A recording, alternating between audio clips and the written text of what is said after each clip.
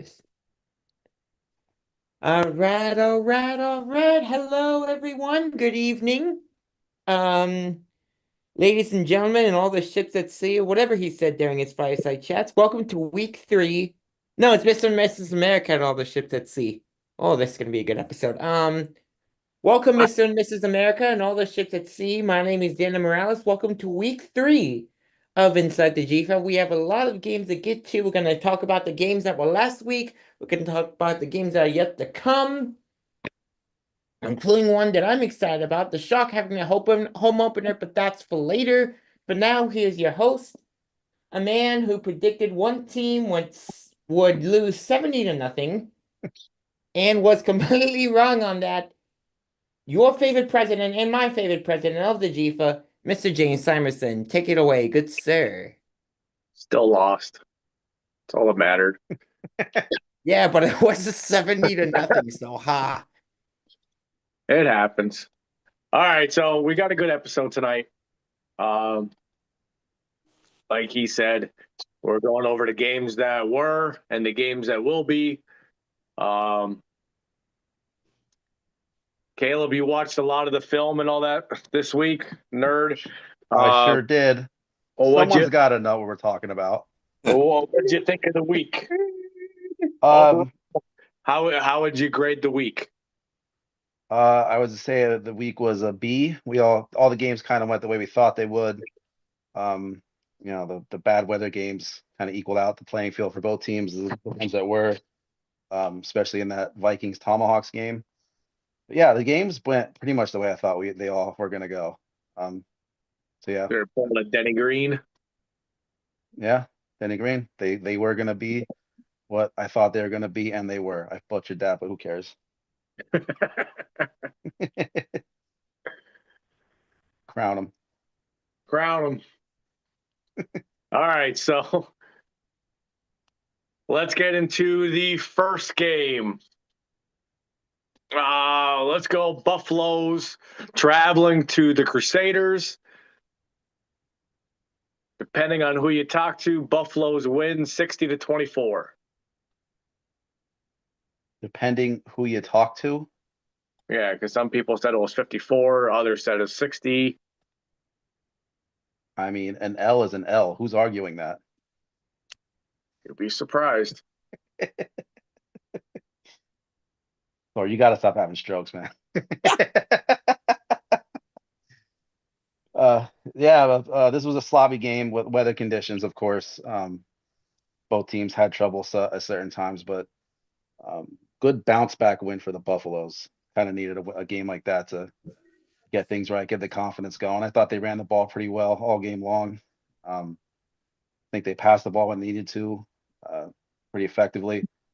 Crusaders really didn't seem to get anything going. I know the field conditions didn't help, but not really sure what they're trying to be on offense right now.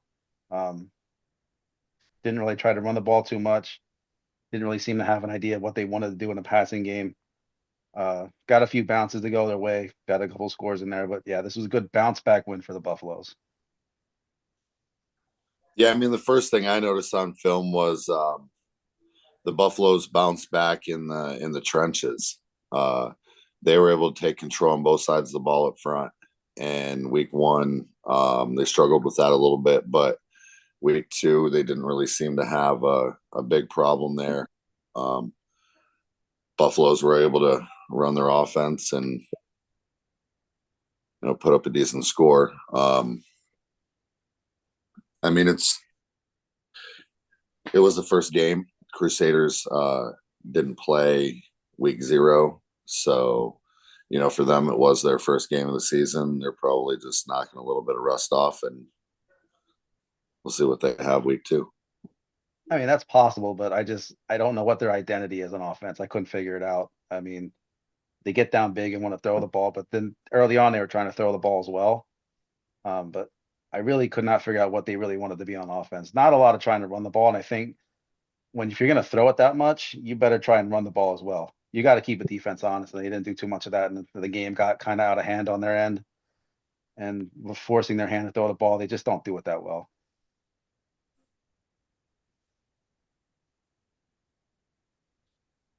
Yeah, I don't know.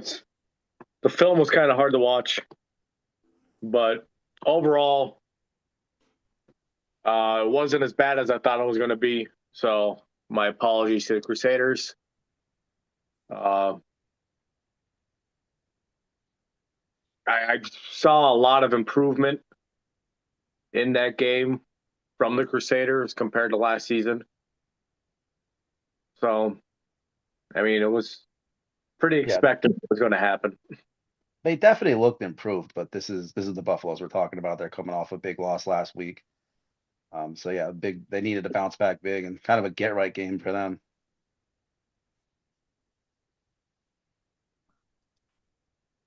All right, next game. Let's go to Mova traveling to Mifco. I mean, I'm assuming you want me to jump out here and go first on this one. I mean, it'd be nice. You were there. No, I mean, it was a game like you mentioned earlier that weather really just had a factor in every bit of the game. The the field was at least fairly green when we got there, but we knew as soon as we started it was turning to soup, and that's what happened. So there was turnovers on both sides of the ball. Um, Tomahawks tried to air the ball out more from an offensive perspective. We tried to aim more towards a ground game. Um, I mean, on their end, Rob Alvaro scored. They got a safety against us. Dane Bright caught a touchdown for us from Billy, and we had two rushes from Jihad that scored. So, I mean, it was back and forth. There was never a time until late in the game when we got that last score that we kind of pulled away a little bit. And our matchups with the Tomahawks are always super competitive. We expect a great game out of them every time that we see them, and we came out with the win. That's the sentiment I have about that game. That was very sloppy weather-wise, and neither team could get any footing. So it just made trying to do whatever you want to do damn near impossible. I thought your running game was really good early on. That's in that first quarter, especially on that first drive. Jihad kind of went wherever he wanted to do, and then he had the fumble there at the end, down in the red zone. Um, defense. I think the defense was lights out all day. They were really, really good all day long. And I think on a drier playing field, you guys run away with that in a little bit because the way I saw the game, the Vikings top to bottom just have a better roster. But a field like that with weather conditions like that is the great equalizer in football. So that, and then even sometimes when these two teams get together, you can throw the records out. Doesn't really matter. They're going to play tough. But I think on a drier surface, you guys run away with that one. Thor, do you think with like the weather and that and how close your games with the Tomahawks are that you feel a little relieved that you escaped? No.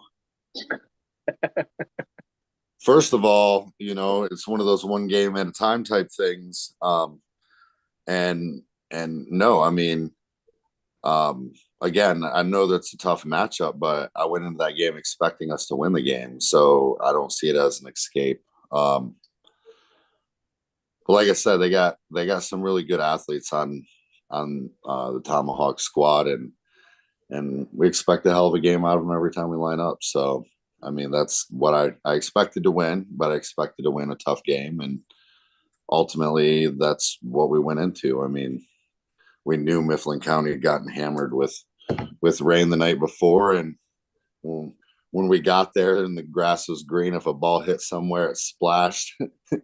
So we knew it was going to get interesting, and it was a ultimate mud bowl. But we'll see them later in the season at our field. How's the belt been holding up on your travels? Good. I've been making sure different people get it for different time and stuff, so it's got passed around quite a bit, but belt's doing good, and it'll be with us at the game on Saturday. All right, next game. Comanche hosting the Wolves. This score was a lot closer than what many thought. Comanche win 45-20. Yeah, big ups to the Wolves for how they played in this game. Played a lot better than I thought they were going to based off of week 0. Seemed like they had more of identity on offense than what they wanted to do. But Comanche, again, one of those teams is just top to bottom better than the Wolves are. And I thought that this game was controlled in the trenches on both sides of the ball by the Comanche from start to finish. I see a lot of talk online about who the best offensive line in the league is. Right now, I'm gonna go Comanche. They play well as a unit. They play really well as a unit. Yeah, that's what I noticed first thing. They came out, ended up scoring on a rush, came out for their conversion. Ultimately, they did get stopped on the conversion, but the confidence of the run game was there, and they went to the run on the conversion and got stopped on it. But every match, I didn't get to see a ton of the game, but the parts that I did see, the Comanche offensive line was doing well. But on the flip side, that Wolves defensive line seemed to be undersized, but they were really high motor and aggressive. They tried to stay after it. Even if they got a block, they were trying to get off of it, still make a play. And that the Wolves team definitely looked better this week than we saw them film the first week. And how it goes. Sometimes it takes a little playing together to start gelling. So Yeah, they did play with more energy. The Wolves did. That is true.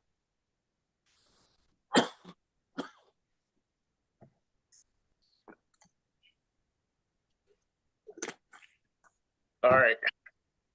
What's the last game? The Legends and Legends hosting Wilpo. This was a lot farther apart than what many thought it was going to be.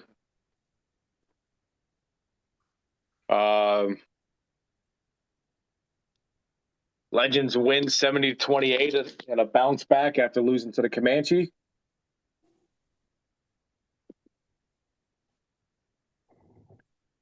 yeah, I got to watch a good bit of this game. I feel like the Legends played much better up front offensively.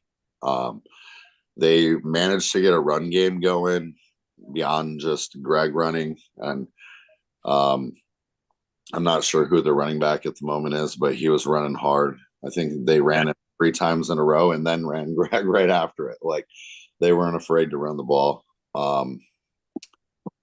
I felt like the Wildcats had a bunch of penalties. I mean, their first series, they came out, I believe the Legends were on offense, and they jumped and helped the Legends out in the first series. And then when they went on offense, they got a penalty. And then I'm pretty sure their next defensive series, they got a penalty. It was just tough because, again, they're a team that didn't play that week 0 week, and this is their first game. So getting some of that out of the way, is going to be a little bit of an excuse for that, I guess. But I felt the Wildcats played better on special teams. I felt like special teams for the Legends weren't really all that strong, but as a whole, the Legends looked like a much better team offensively and defensively this week. Yeah, I agree. They played a lot more like the Legends team we thought we were going to get last week. Rob Shiflett, by the way, is that running back for the Legends. He was really good early on, and then later in the game when he was closing it out, he was pretty good too. It looked like the Legends offense we were supposed to see in week 0. They looked really, really good. A couple of miscues. No one's perfect, but they looked really good, a lot better than they did last week. And I thought the defense played really well too. And maybe we can chalk up some of this to Williamsport's first real game action this season since they didn't play last week. But I thought that they just were outmatched in some parts of the game. Now Williamsport has athletes, but I think like you said, it's probably going to take a little more time for them to gel.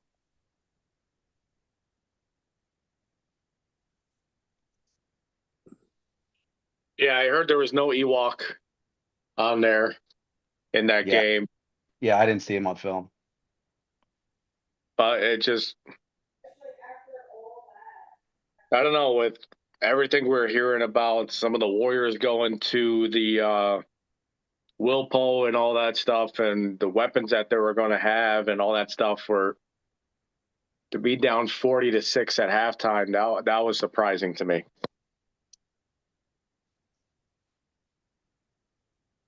Yeah, that is a little bit surprising. That's probably just the weapons not gelling. I mean, their quarterback looks like a pretty good athlete. Um, when he had time to throw, he wasn't bad, and when he had room to scramble, he was pretty good there. But he just didn't have a lot of time to do anything.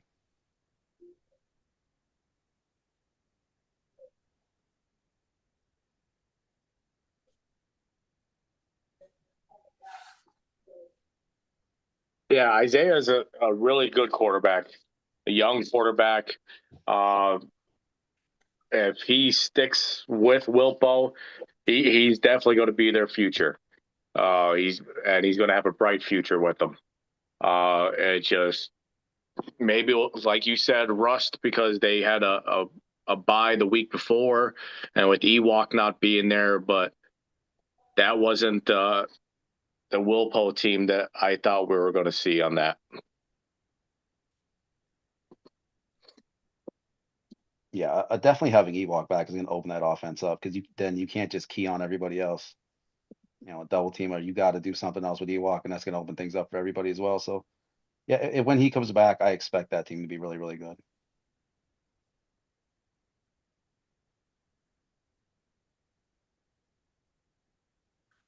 All right, so far, let's take a look at the standings.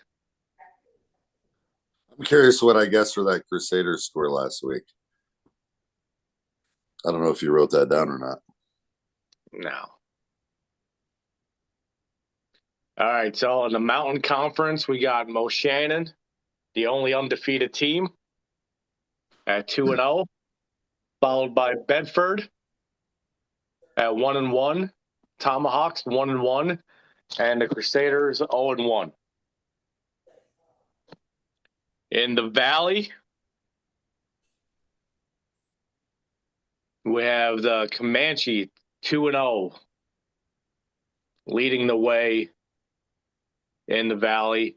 Central PA Legends 1-1, Wilpo 0-1, and the Wolves at 0-2.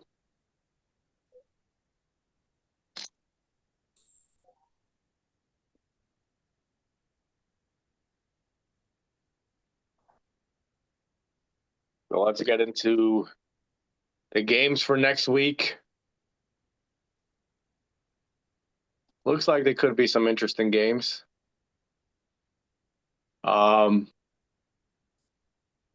Potentially one or two.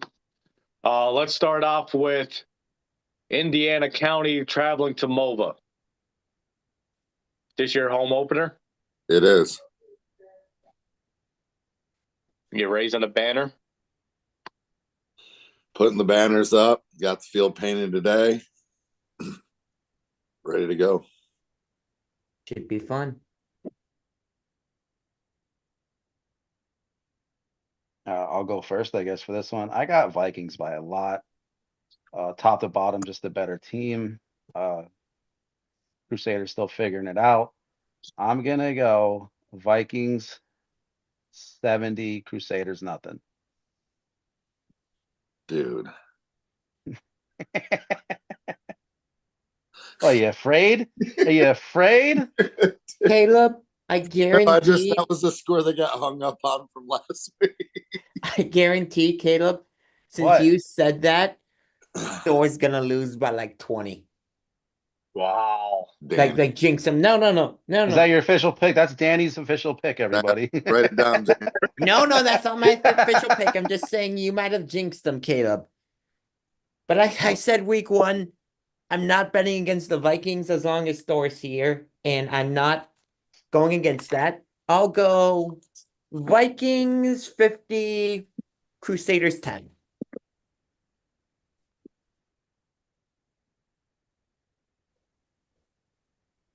Or what's your mindset going into this game? You feel like it could be a trap game? I feel like it's a game that, and I've been telling my team this. This is a game that we have an opportunity to show how perfect we can be. Some people think about, oh, I'm not going to take this seriously. I'm going to slack off, and it's a team that maybe you're predicted to beat. But we see it as an opportunity to show that we can be perfect. And that's what we absolutely plan to go out and do. Any level, first, second, third string that gets out on the field for any reason is expected to do the same job and maintain the same standards. So we're excited for Saturday. We're glad to be home.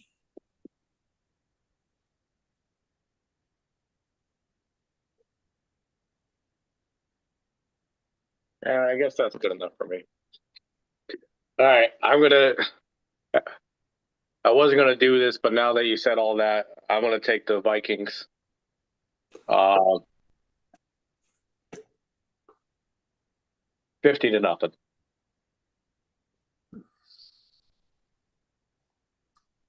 Sorry, you look nervous. I'm enjoying the vitamin water. All right, if you got this, we all have it. All right, next game. Central PA Legends traveling to the Lehigh Valley Wolves.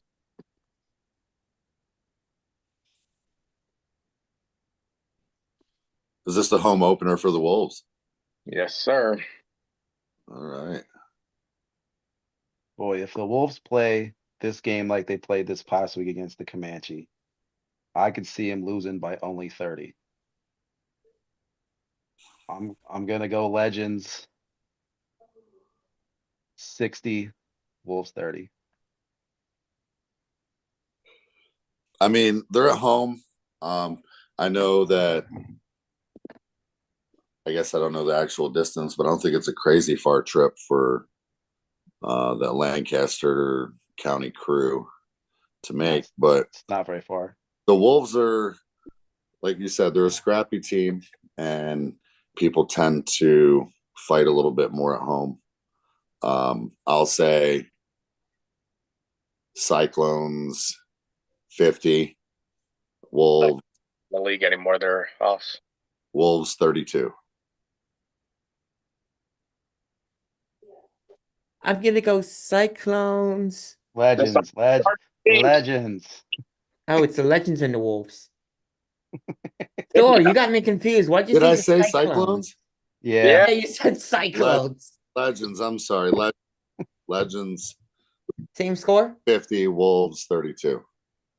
Sorry, guys. I'm gonna go Legends. I don't know. Legends, I'll go 45. Wolves, 26. I don't know. It could get interesting if they can make some stops on defense. Like you said, like that. Legends 52, Wolves 12. If the Wolves can make some stops on defense, who knows? But Right. I don't know. I don't know how this Legends. I mean, the Legends are going to be rolling on offense. The Wolves got to find a way to make some stops. I mean, so far they've improved every week. They didn't look too hot week 0. Week 1 they improved. Let's see if they still improve after week 2. I like how you say that like it's a 4-week stretch. Hey, They did improve though. You're right. They did it's improve. progress. I mean, sometimes that's all you want to see from a team is progress. Yeah, you may not be in a position to win a game, but you still want to see how your players react to what's going on, to see how much heart they have. Even when they're getting beat or whatever, and that shows what your team's made of and what you could count on your team as they gain more experience. Yep. It's a long season.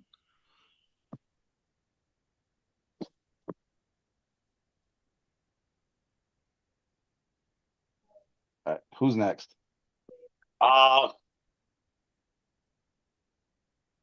Let's go with Mifflin County. No, let's go Comanche Wildcats. Ooh, this one's interesting. So this would be the Wildcats home opener. Yes, sir. This one's gonna be fun. So going to Williamsport is not easy. Right. It's tough on everybody. It can get goofy up there sometimes. But I see the Comanche once again controlling the trenches on both sides of the ball here. I think that if they get a run game going and London plays another sharp game like he did this past week, I'm gonna go Comanche 45, Wildcats 30. I'm pretty close in score with you. I'm 45-25, Comanche.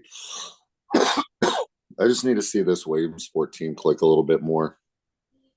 See them wake up a little bit more defensively, and we'll see how it goes.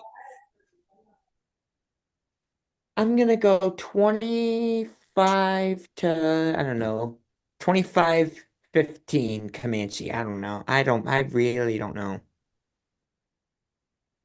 I'm going to say 36-30 Comanche. I think Wilpo tries to get things together. But I just think the Comanche depth is just too much. And they survive in Wilpo. That run game is vicious for the Comanche so far. I really like what I see out of that offense. They run the ball.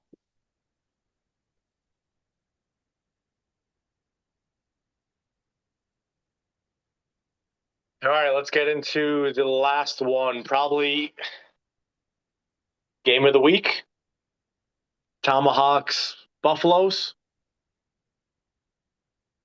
That's another interesting one too. And it's at the Buffaloes. At Buffaloes. Thor, you played both teams. Why don't you start this off? Oh,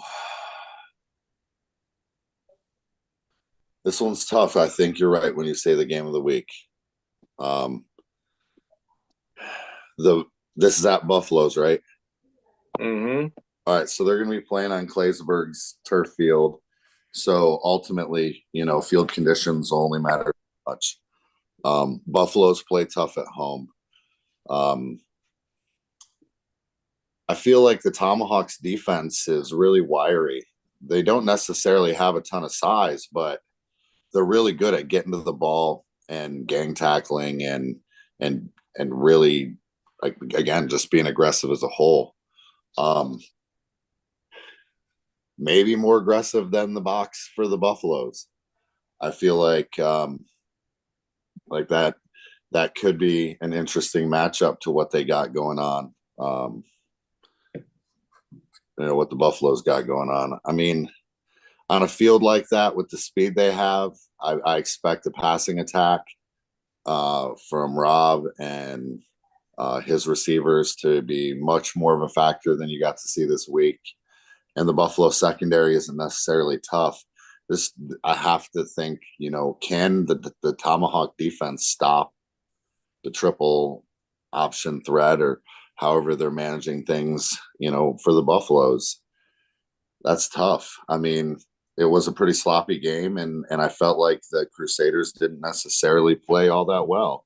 So it's a little hard to judge on week 2, but man, this is really a close matchup. If I had to give a number, I'm saying like 32-32, and it gets decided in overtime. Ooh. I feel like if Levi Cook's still in the game and the Buffaloes get the ball, I feel like the Buffaloes end up coming out on top, but this is a very, very close game.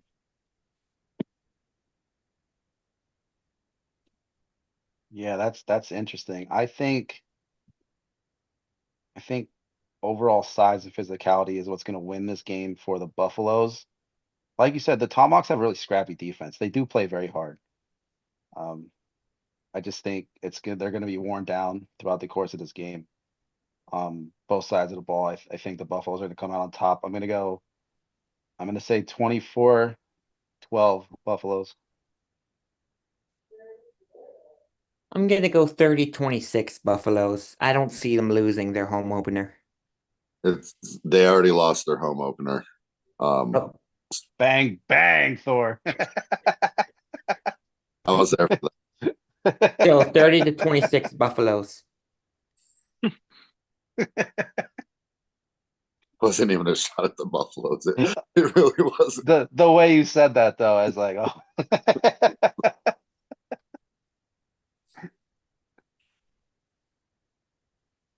Yeah, I think this is going to be redemption for the Buffaloes at home. Uh, but I don't think it's going to be a blowout or anything. As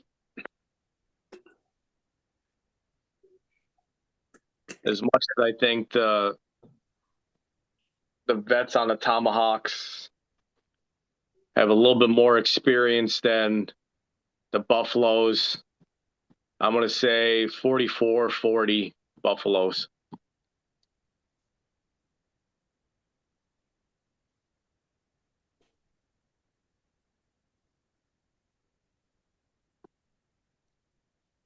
So going off our standings so far, I believe everybody but Danny is tied. Womp womp. Of Danny, course, like, because I picked the Wolves that 1 week. I lone wolfed it. yeah, the lone wolf that's haunting you. Yep.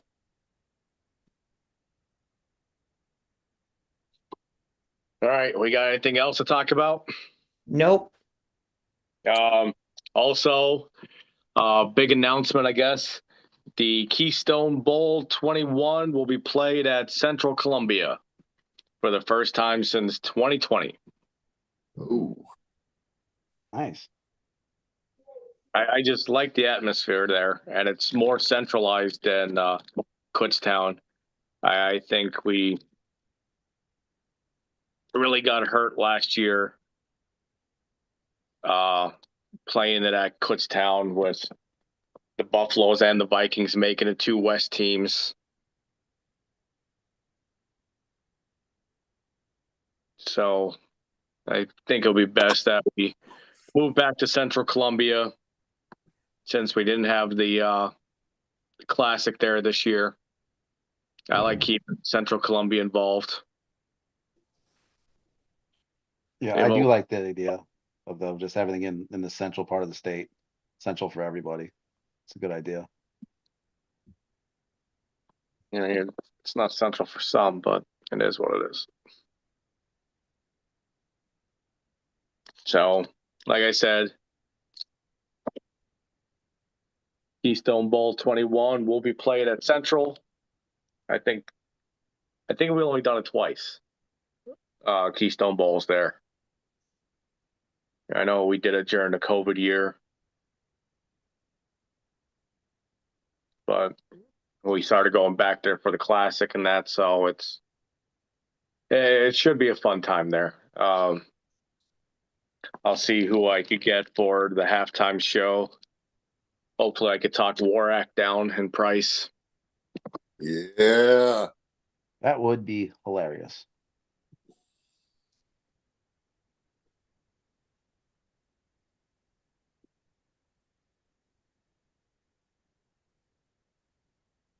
I mean, I'm trying. I've been trying since 2019, but at least they're responding back to my messages on Facebook, so that's a plus. Probably have high demand. Yeah, Warak in this bitch. You heard?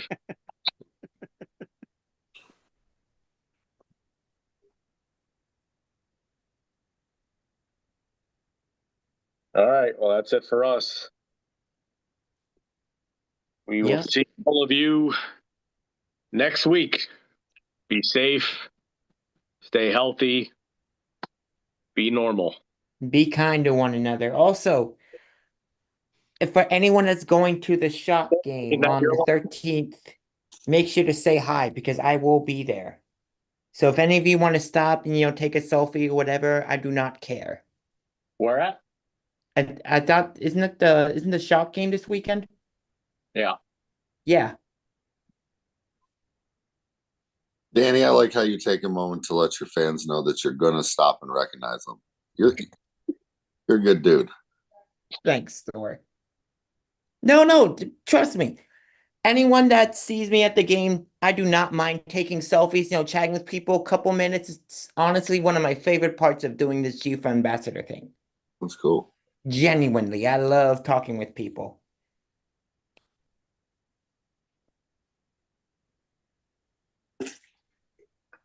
But that's like James said, that's all for this week for Thor, for Caleb, for El Presidente. My name is Danny Morales. We will catch you all next week on Inside the GEFA. Peace. Later. Peace. Caleb, say hi to your mother for me, all right?